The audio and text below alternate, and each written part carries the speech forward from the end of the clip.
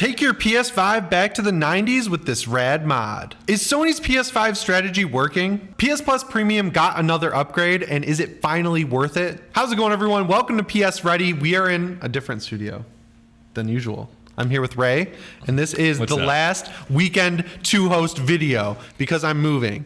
Man. They're sending me back to the mental asylum. Where they got me for PSReady. It took them a long time to find us, considering how many videos that we made. Like, you've just been parading around in public. They don't got the internet back in the eldritch land of H.P. Lovecraft's mind. How you doing? Man. I'm doing good. Like, I'm excited to do this one final ride with my buddy, with my bro. Don't make it sad. Don't make it sad. I'm going to cheer you up. I'm going to cheer you up right now. Ready? Do you remember the days of the 90s when you had a Game Boy Color that was totally see-through and you could see all the little wires and everything in there? You had Atomic Purple. They had orange N64s that you could win out of a Lunchable, and I actually had a friend who won the DK64 Nintendo 64 out of a Lunchable. No way. Yeah, it was orange and it came with a banana themed controller. Did he deserve it? No, dude, this guy was so annoying. And then he was that guy who would invite. It's like that movie 8-Bit Christmas, which I'm sure no one watched, where the one guy had the Nintendo as like the kid, and he would pick two of his classmates every day to come in and play his Nintendo. That's what it was like. This guy would invite people over to like see his N64, but then you had to like suffer through playing Cruising World. I'm just in it for the Nintendo, man. I wonder if he's like watching this right now. Yeah. Like, hey, well, that was me. Look, I mean, this stuff's coming back. The guy behind the camera, Matt, is leaning on 4 Steam Deck back clear shells right now that are all various different colors. They're not in front of the camera. He's flexing those bags. Dr. Dre has put out a new Beats Studio Buds Plus that are clear see-through technology. And now, thanks to dbrand, you can make the N64 / Game Boy Color styled PS5 of your dreams. This is a W. I love that this is coming back. I love this era of technology with, you talk about the see-through Nintendos, but like that era of everyone had like inflatable see-through chairs in their room and like the old Macs. And that's why I was so excited when the Xbox 20th anniversary controller came out, because it was reminiscent of that style. It was see-through.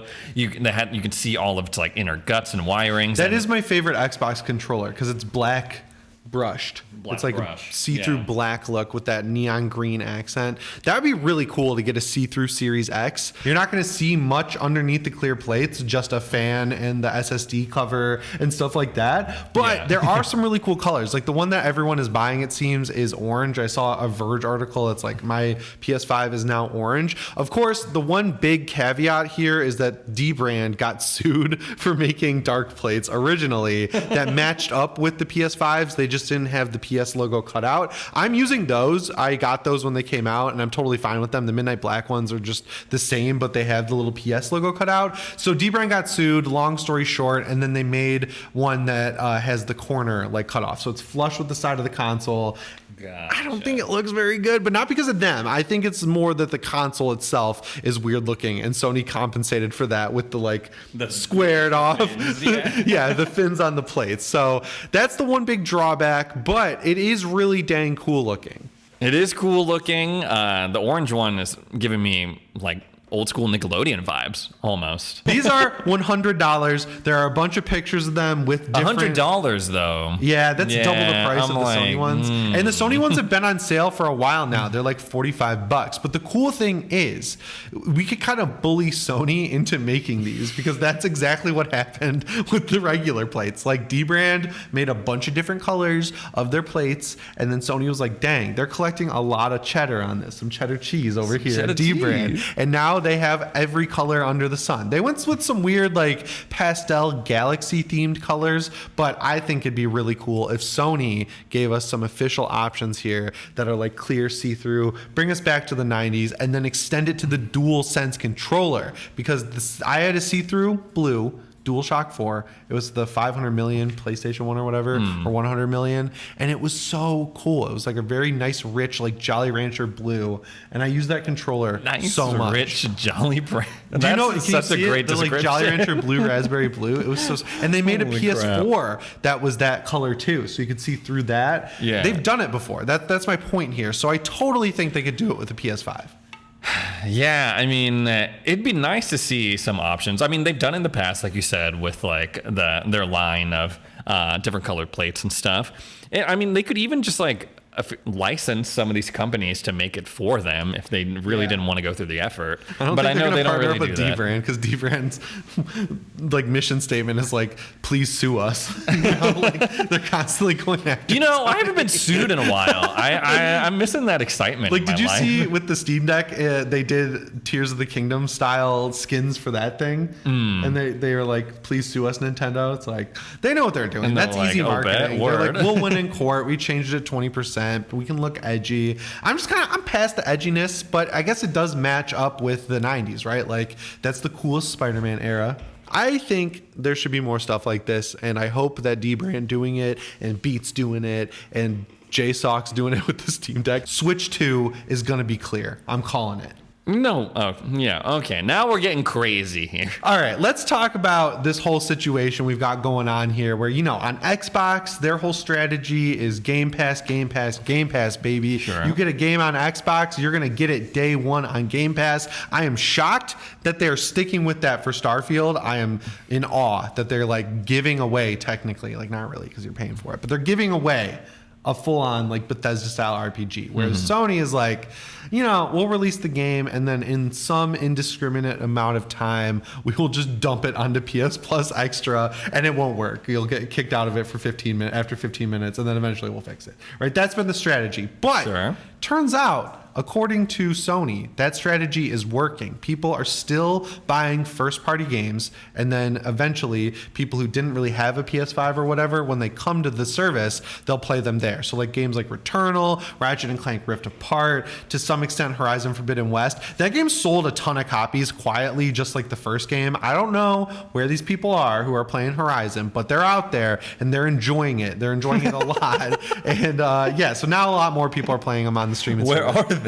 So it's just show yourselves. I think it's good overall. I don't really prefer one way to the other, right? Like if I had an Xbox and I was like I do have an Xbox. If I like had a main you have console, like 3 Xboxes. What are you talking about? I was just at your apartment the other day. If my main console was my Xbox, I would be all in on Game Pass. I am a PS5 gamer, so I'm all in on just going to the store and buying the games day one. I don't really care because if you do the price shakeout, it really ends up being the same at the end of the year, what you're paying for.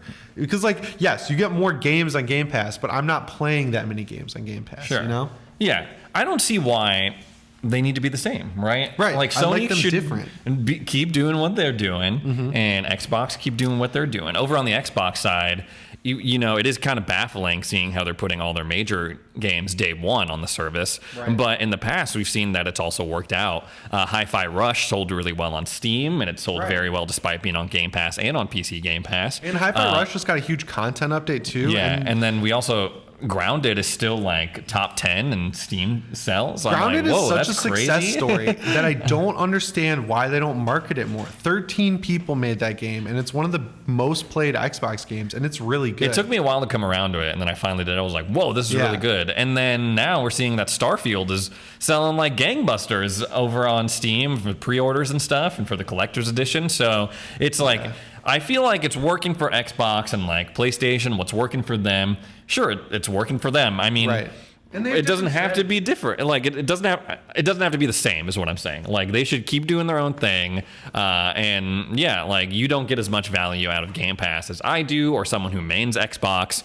And like that strategy may not work if like an Xbox fan went over to PlayStation. Maybe they would prefer to be on PlayStation Plus Extra or Premium. But again, I don't think like we need to sit here and do like the console war thing of like, well, we don't get like they won on PlayStation. Well, on Xbox they do this and that. It's like everyone just chill a little bit, man. Like I'm ready to just chill on that. Yeah, I mean you can see the strategy being different with the types of games they make. Like you could definitely put a game like Grounded onto a streaming service because it's like a mainly online game. I'm sure they want to get microtransactions in there if there aren't already. But like throwing up Spider-Man, for example, Spider-Man 2 on Game Pass or PS Plus Extra, the equivalent on Sony, I think that there's no real way for them to recoup the development cost of a full-on like AAA single-player game. Yeah, and I mean, if you don't have to, then you don't have to. Right. Like with Xbox, it was a move kind of out of necessity, right? How do we bounce back after the Xbox One generation, and how do we differentiate ourselves from the competition, right?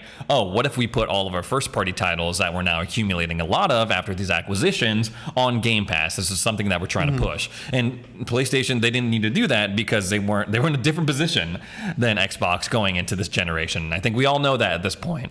And they're still no stranger to putting games day one on PlayStation Plus anyway, right? Like Stray Indie came games, day one. yeah, and they're smart. And that was really cool. Games, you know, sometimes you get a random indie hit like Cult of the Lamb, for example. Like that's a game that really popped off, but that's probably once or twice a year at most you have something like that happen. But then games like Stray, games like Meet Your Maker, like these kind of esoteric games that are a tough sell to people who are spending $70 on games now and having a lot of stuff to look forward to this year between Dead Space, Resident Evil 4, Hogwarts Legacy, Spider-Man 2, Final Fantasy 16, Starfield at the end of the year, Forza Motorsport. That's a ton of games to look forward to, and those bury indie games. So I think it's cool that Sony says, hey, we'll throw you a little bit of cash that you probably wouldn't have made otherwise, and that's like free marketing essentially, right? Sure. You advertise it to people who don't have PS Plus by putting it on PS Plus, and then you create word of mouth from people who played it for free. I think it's cool that this is working for Sony. I prefer it this way. I think it works the best for the games Sony makes.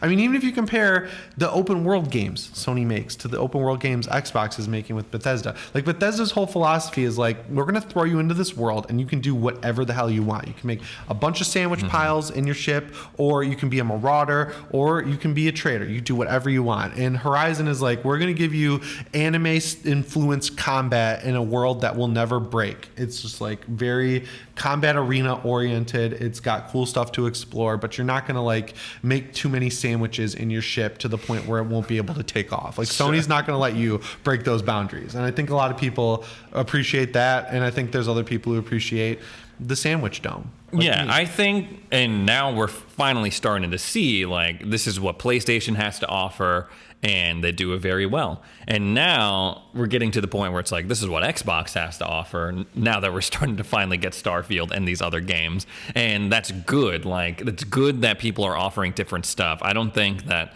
you know, Sony needs an RPG like Starfield, and I don't necessarily think that Xbox needs to make a ton of games like Horizon or like these third-person narrative-driven action games. I think like I want them to keep doing their own things and perfecting their own things, because that just means more variety for us.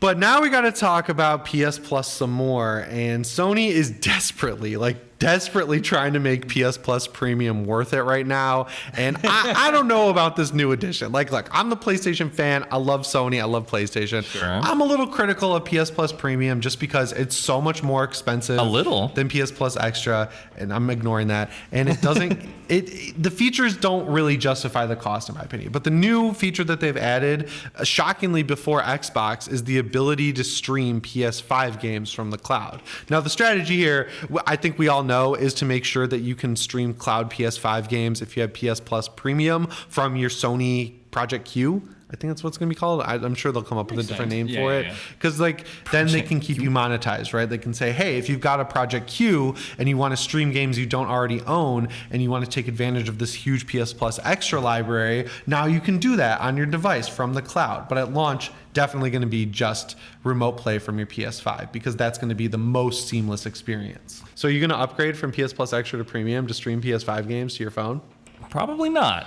Yeah. Probably not. I want to know how many of these people there are and what this person is that's like really in this weird esoteric form where they're like, yes, I have a smartphone, I have $100 controller attachment for it, heck, I might even have a DualSense controller, or I have a like $1,500 plus Sony TV, and I just cannot fathom the idea of buying a PlayStation 5. Like, that's the barrier. That's the cutoff for people where they're like, I will have all of this required tech to stream games from the cloud that are PS5 games, but I will not buy a PlayStation 5. Sure, it's just that ugly. I don't want it on my TV stand, under my TV. But what about with these new plates? No, but with all of that, it is...